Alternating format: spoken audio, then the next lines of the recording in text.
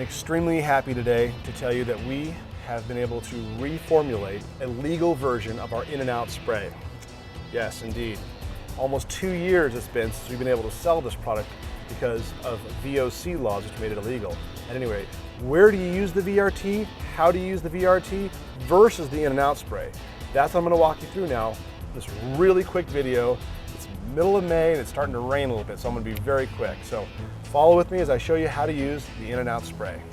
First, on the window rubber, that's gotten a little bit beyond gray. It's a little bit more oxidized than I'd like.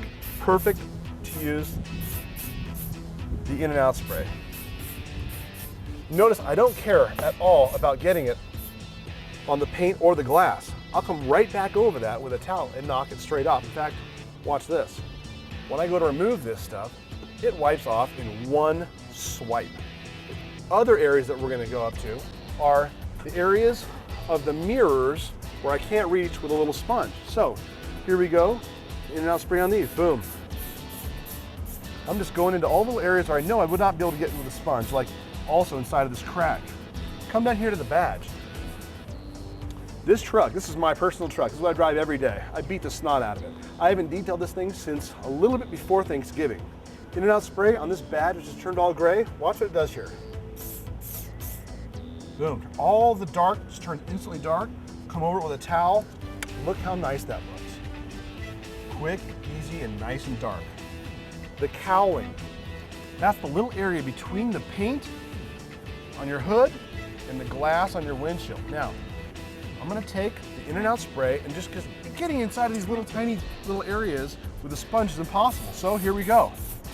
Watch me just knock these out real fast and real easy with the In-N-Out spray.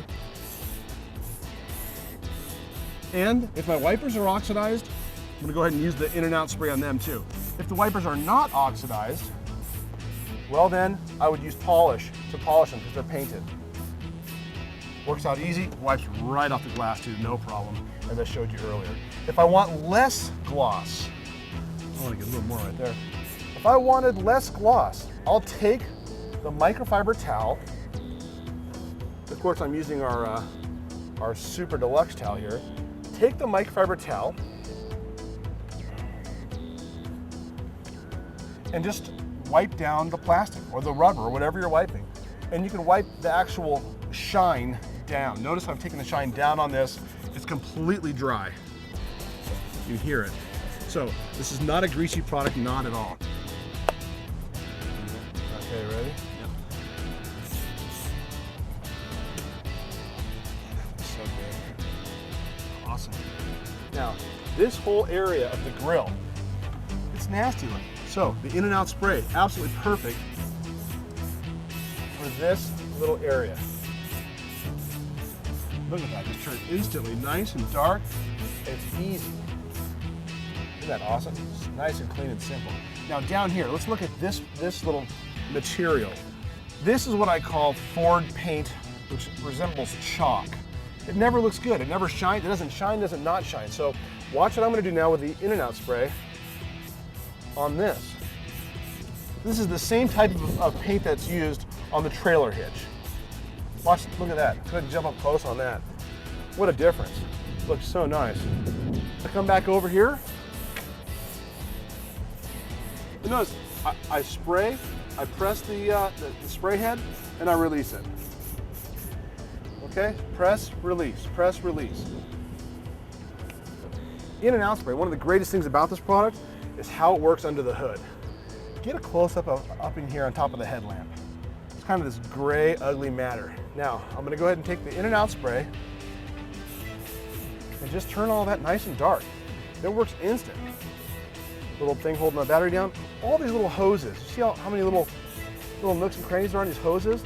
They're impossible to get perfect. Again, being a non-silicone product, no problem. One of the things I do recommend, however, I'm gonna get all up in here, is don't use it on a hot engine because it'll dry so fast that it won't cover nice for you. Anywhere where you can't reach with a sponge and the VRT, you want to use the In-N-Out spray. All these little type hoses here, boom. The greatest thing about this stuff is that you're not going to see a bunch of dirt collecting on it. Okay, now I'm going to come up here because I wasn't able to get this when the hood was closed.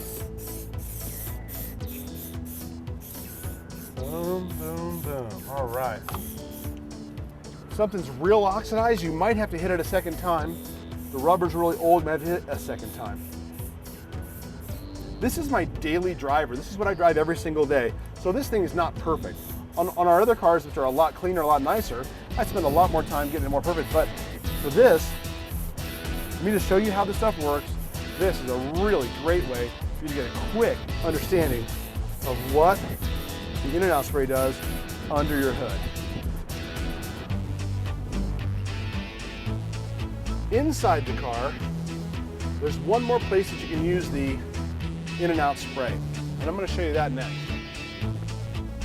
Okay, on the inside of the truck or car, we're going to use the In-N-Out spray.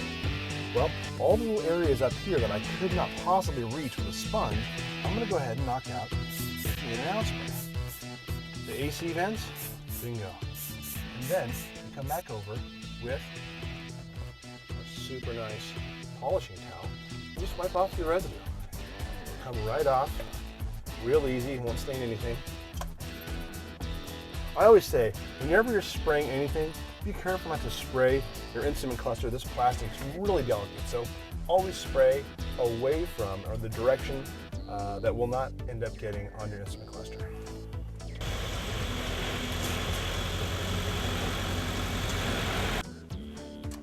Well, it finally, the skies opened up and it started pouring on us, so I pulled the truck in, and I'm just going to give the motor its final little wipe down after I hit it with all of the In-N-Out spray inside.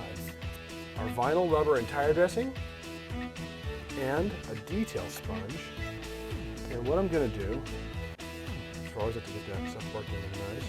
So, and then I go over and finish off the large areas that I know I can get no problem with a sponge, and I'm also going to level off at the very same time the rest of the In-N-Out spray. So look at that, how nice that difference is. All the simple, big simple plastic pieces. Wow. Welcome back, In-N-Out spray. I'm so happy to have it back. You've been waiting for it for a long time. Thank you for your patience. We do expect this current version that we have, our current In-N-Out spray, to be valid, VOC compliant through December 31st of 2010. So if you're thinking about buying a can, you might want to buy a second can or even a third can, because bottom line, we're not sure how long the VOC regulations are going to stand as they are, so that you know that you can go ahead and buy this stuff. Thanks for your patience, and welcome back, In-N-Out spray.